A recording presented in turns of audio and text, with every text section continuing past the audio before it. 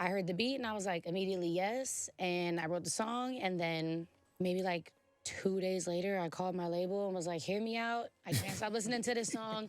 I'm going to drop a snippet this week. I'm going to just see what the snippet does. So within like a week, the snippet was out and the snippet started gaining this crazy traction. And I was like, yo, I'm not going to lie now. I think we got to drop the song. Yo, for the longest, Kehlani has been one of those artists right on the borderline of breaking into the mainstream, but just lacking that one defining hit. But I think that's finally changing as Kehlani's song Folded jumped from 14 to 7 on the Hot 100 this week, becoming the first top 10 hit of her career. Yo, what's up guys? First things first, we gotta give it up for Kehlani, y'all. Now that Folded is shaping up to be one of the biggest R&B songs of the last couple of years, who knows, maybe even one of the biggest this decade, I want to take a look back at Kehlani's grind as an artist, as well as some ups and downs she's encountered along the way. I've been listening to Kehlani since her 2015 mixtape, You Should Be Here, and I always felt like she held it down for R&B and urban pop. So it's great to see her finally getting the success she deserves. But before we get into it, if you like videos like this, I kindly ask that you like, subscribe, as doing so greatly helps my channel grow. Kehlani is an American R&B singer, songwriter, and dancer known for her soulful vocals, emotional honesty, and genre-blending sound that mixes R&B, pop, and neo-soul. She was born on April 24th, 1995 in Oakland, California, and raised in the East Bay area. Her mother is of Spanish, Mexican, and Native American descent, while her father was African American. Her father passed when she was very young from a gang-related situation, and her mother also struggled with addiction. As a result, she was primarily raised by her aunt, who provided stability during her formative years. From a young age, Kehlani loved performing and originally aspired to become a ballet dancer, studying dance at the Oakland School for the Arts. However, after sustaining a knee injury that ended her dance ambitions, she shifted her focus to music.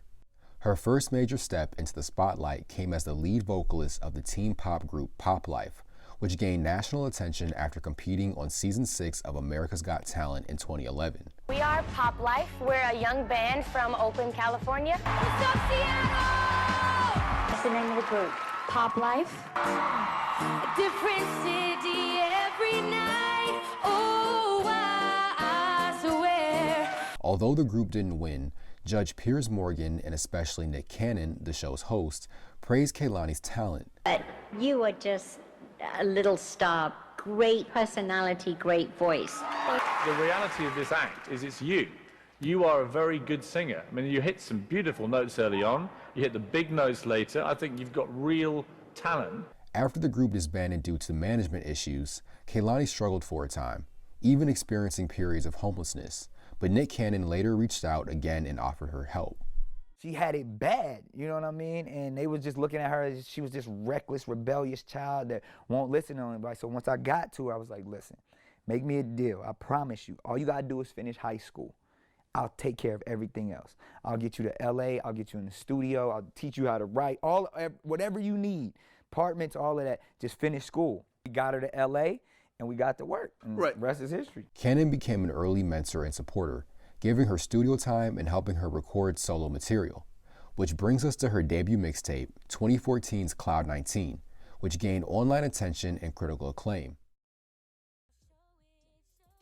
In the industry, there's a lot of the same type of females, you know, and there's a lot of like females that not every female can relate to. Like, I'm more of like, hey, you know, I'm honestly, I'm here, I'm exactly where I'm at, I'm upcoming, I'm still from where I'm from. Do you guys like Kehlani's first 2 mixtapes? What I will say about Kehlani's mixtapes is she's one of those artists where if you listen to the music she's putting out current day, it's really just the fully evolved and sonically developed version of what she was giving us at the very beginning. After struggling to find stability after America's Got Talent, Kehlani reconnected with Nick Cannon, who offered her studio time and housing support. She recorded Cloud 19 largely in small Oakland studios and collaborated with local producers. The production leans on 90s and early 2000s R&B, such as Brandy, TLC, and Lauryn Hill. just modernized. Is that 90s period been like really influential in terms of you making music? I'm very, very much stuck in early 2000s and before that. Right. So I'm just now getting to like listening to the radio and listening to what's current and keeping up with who's around me just because now I'm in this lane. Absolutely. Before that, growing up, my auntie was just this woman who bought CDs and played them out until we knew every word and the CD broke. Okay. You know, and she only listened to neo soul and R&B. Cloud 19 may have been Kehlani's introduction to the world, but it was her 2015 project, You Should Be Here, that cemented her artistry. Its sound is more polished and emotionally direct, blending R&B, soul, and alternative pop with splashes of hip-hop. The production is smoother and more cinematic, featuring moody synths, crisp percussion, and heartfelt ballads. She continued to pull from R&B artists like Aaliyah and JoJo. Songs like The Way, featuring Chance the Rapper, and You Should Be Here explore vulnerability, loss, and empowerment. And speaking of The Way, I remember that was the first song and video that I had ever seen from Kehlani, and I was just so in love with what I saw. I was like, oh my God, like, look at her abs, look at her smooth dance moves. Like, and then I'll never forget how one time I was at my friend's house and we were watching music videos and The Way was playing, right? And you know the part where Kehlani says something like, "You the type of nigga make me lane switch." There was this other guy in the room watching the video who didn't know anything about Kehlani. And when she said ninja, it was like a record scratch moment because he was like, hold up, is she even black? And then I turn and look back at Kehlani and all I see is a very ambiguous woman that if you didn't know her background, you could easily think that she should not be saying this word. So now every single time I watch the Way video, I think of that moment.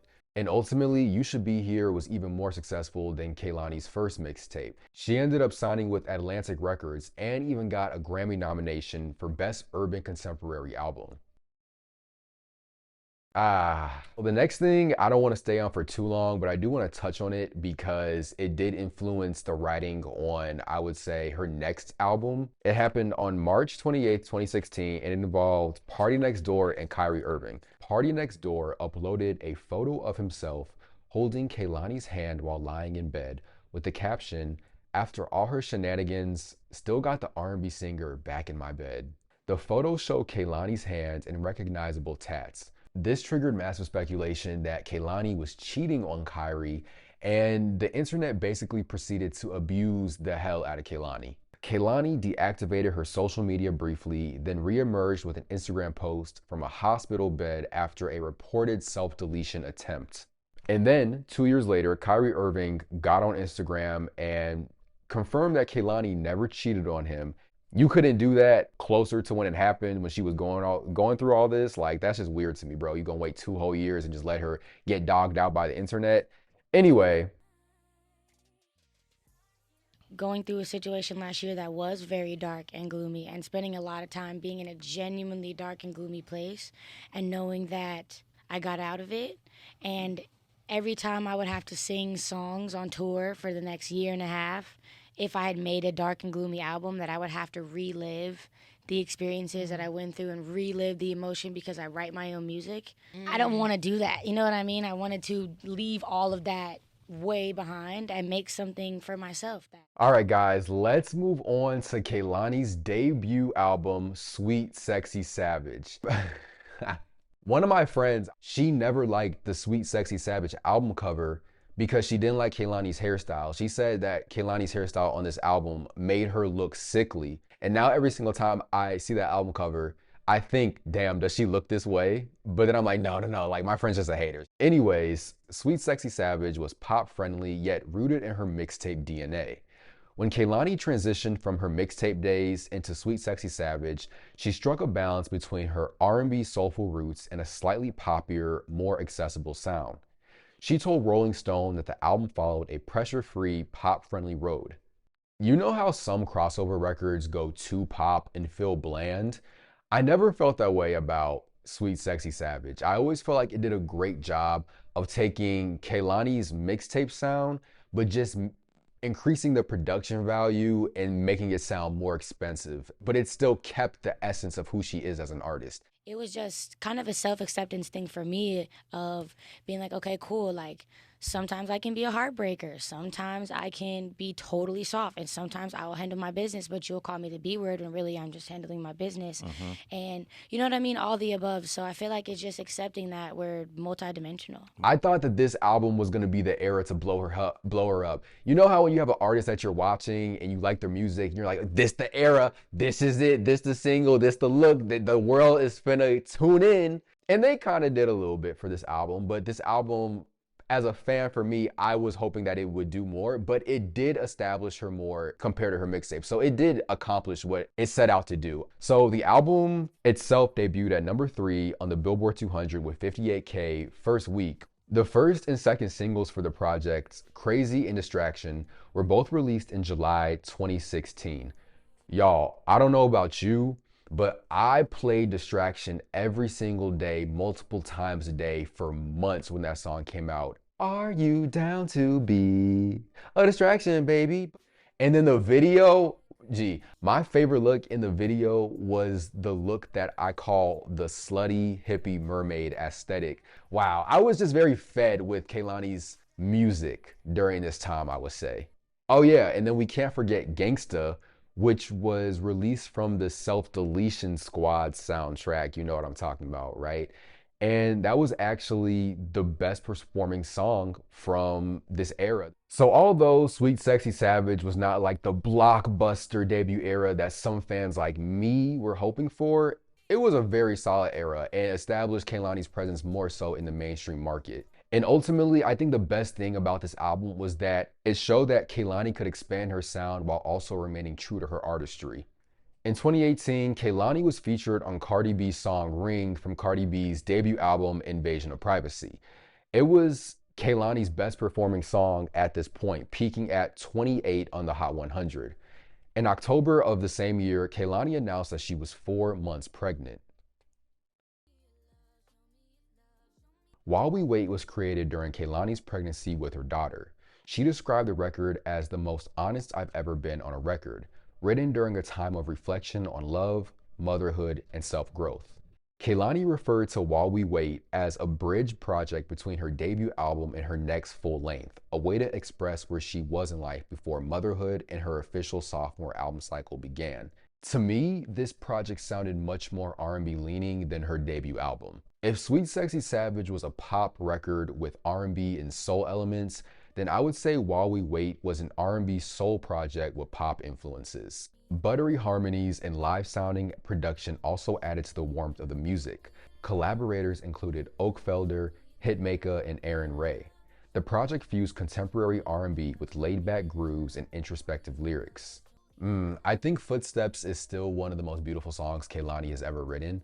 And the other song that I like a lot is a song with Black. You told me I'm beautiful, cause I told you you don't tell me enough. Even though I really like Sweet Sexy Savage and felt like it was a good pop album, I'm not gonna lie, I always prefer it when Kehlani is more in her R&B urban soul bag than anything, because I just feel like that's where her voice shines the most. Like, that Brandy influence is something serious. The era's visuals reflected soft, earthy tones and maternal energy, floral imagery, cozy settings, and an emphasis on natural beauty. Around this time, she also performed with her baby bump, symbolizing a new phase of her womanhood. While We Wait debuted at number 9 on the Billboard 200, making it the highest charting mixtape by a female R&B artist at the time. Critics praised its cohesion, lush production, and vulnerability. In March 2019, a month after the album's release, Kehlani and her then partner Javon welcomed her first child, Adea Nomi. This is random, but Kehlani's baby daddy actually grew up in a town very close to me. Our high schools are even in the same sports league. It's so crazy because I've even seen him in person a few times.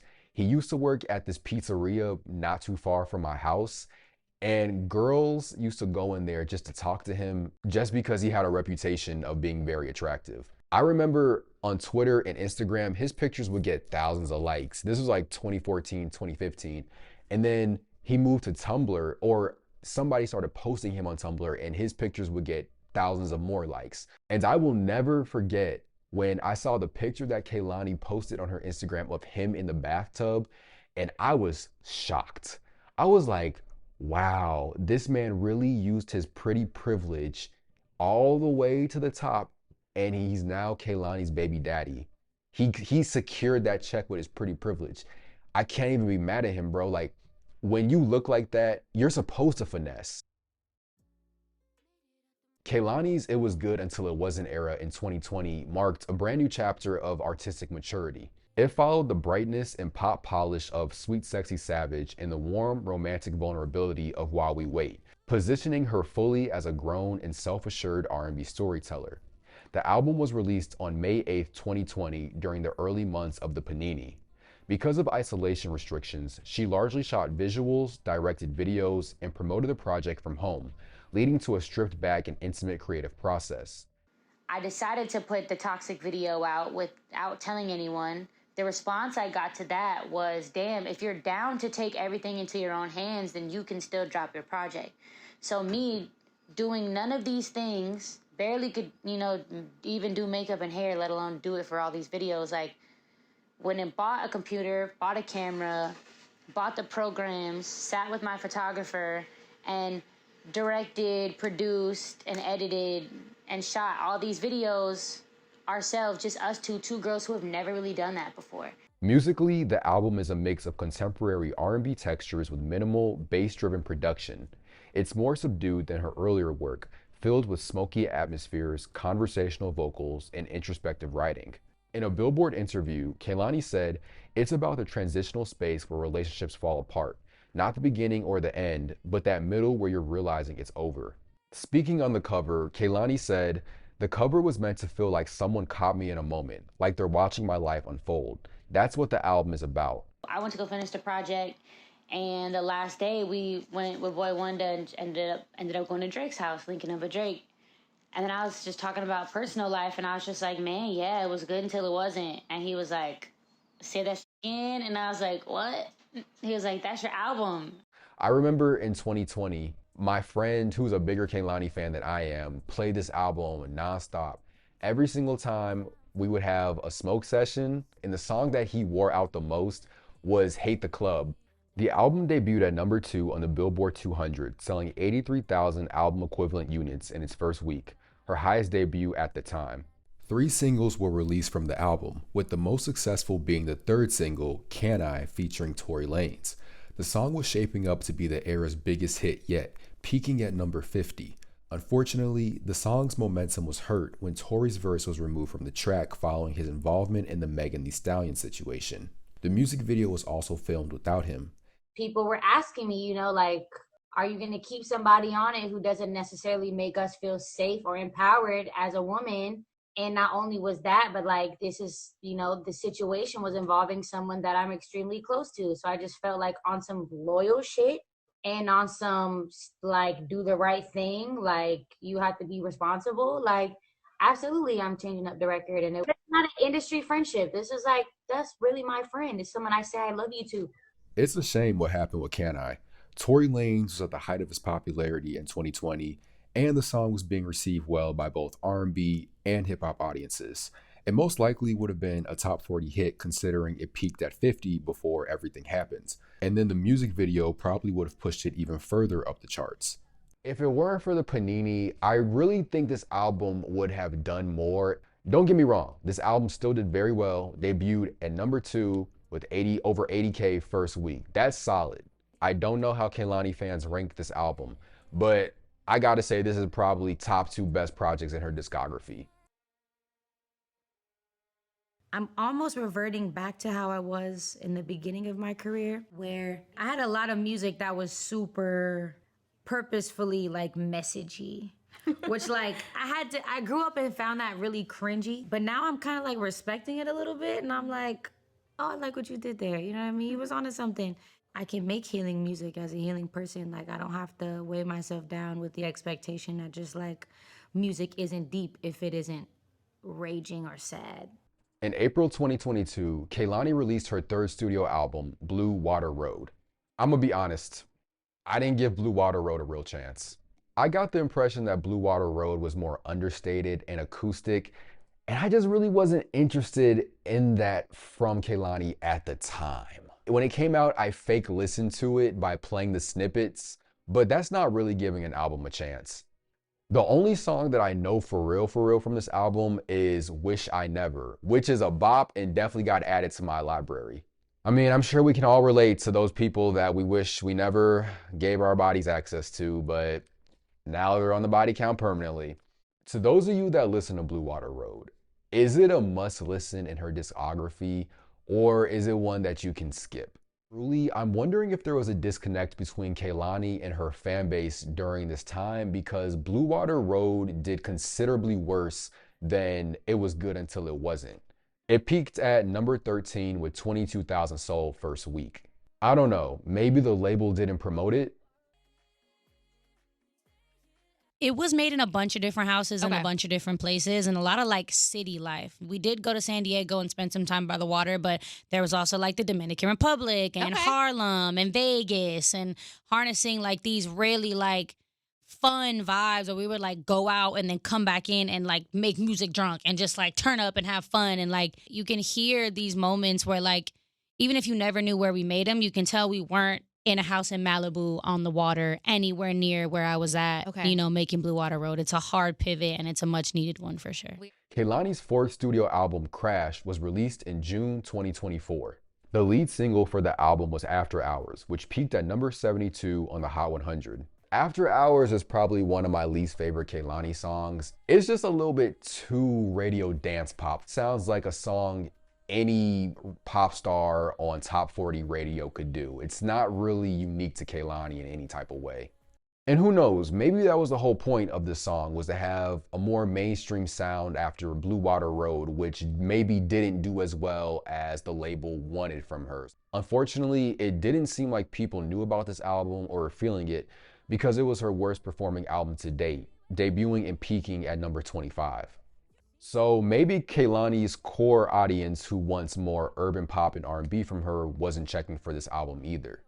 If you like Crash, let me know what songs you like. I listened to it one time at the gym, but it just didn't do much for me. But I have to say that during this time, Kehlani was being very vocal about her activism. In October 2023, Kehlani publicly posted support for Palestine and criticized her peers for silence. To my peers and people that are in the spaces that I'm in, what the f is wrong with y'all? You're being silent for the sake of money and business. Like that amounts to what the f is going on? There's an insane amount of unchecked privilege on literal fucking display, and it is gut-wrenching. It is disgusting. During her performance for NPR's Tiny Desk concert, she paused to say, "Beyond the ceasefire, we need an end to the occupation. It's deeper than this." I want to take a second to say free Palestine, free Congo, free Sudan, free Yemen, free Hawaii, free Guam. Beyond a ceasefire, we need an end to the occupation. It's deeper than this. I need everybody that's here right now, everybody that's watching, to step up, to use their voices.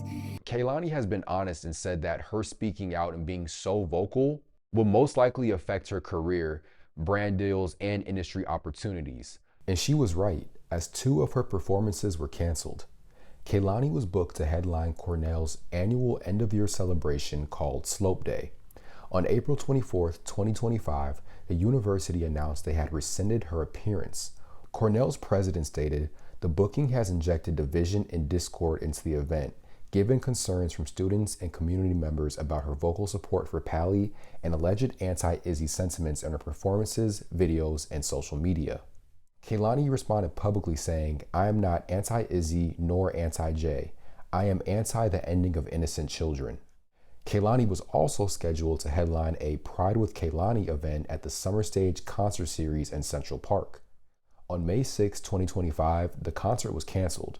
The reason stated was that the nonprofit organizer cited security concerns stemming from the controversy around the Cornell cancellation, plus the heightened security demands for Pride events in Central Park. According to multiple sources, the city's mayor's office under Eric Adams pressured the organizer, citing concerns.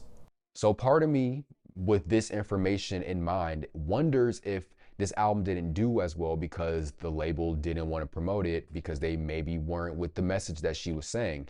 We know that labels feel like they own pop stars or artists in general, and if an artist is saying something that is not on the Hollywood pre-approved list, there's a strong chance that you will get demoted promotional-wise. Just 2 months after Crash, Kehlani drops her 4th mixtape, While We Wait 2. A month after Crash's release, Kehlani teased an unexpected mixtape release via Instagram.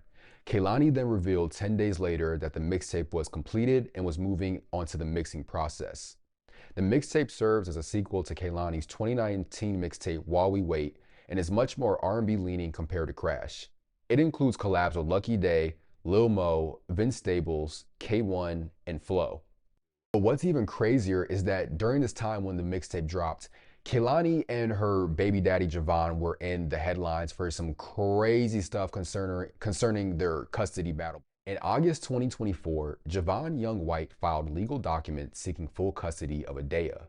In these filings, he alleged that Kehlani is involved in what he described as a quote-unquote cult or highly controlling religious/spiritual community, which he claimed affects their daughter's upbringing. He alleged that Kehlani refused to provide him with the birth certificate, the child's social security number, and that she had blocked his access to his daughter, sometimes for months on end. Shortly after Young White's filing, Kehlani filed for a temporary restraining order against him. According to court documents, Kehlani alleged that Young White had been physically, verbally, and emotionally destructive, including an incident where a guitar was thrown while Kehlani was pregnant. The restraining order barred Young White from contacting Kehlani or Adaya and required him to stay at least 100 yards away. Yeah, you know, that 10,000 hours thing is very real. I probably done double, triple that since it's been, over a decade. But I think just knowing that this is even sort of people saying it feels like a return to my original style of music. And it feels like the things they love about my music the most and why they fell in love with me in the first place, to be able to return to that while also hearing them say, I hear the growth, I hear, the changes, I hear even your voice matured, like I hear all of this.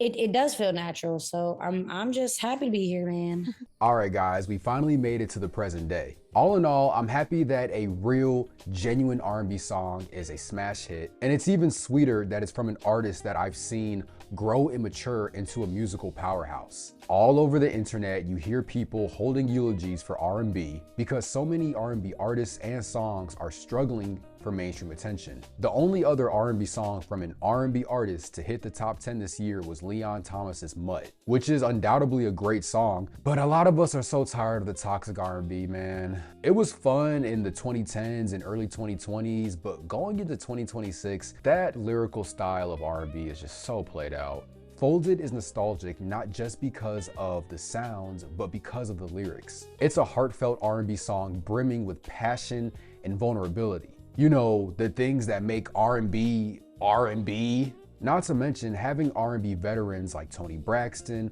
Brandy, Neo, and Tank provide official remixes for the song was an amazing marketing strategy. The Folded remixes take the nostalgia factor to the next level because they remind us of when urban radio was full of amazing singers with amazing songs, before it became nothing but a graveyard with Chris Brown songs on loop.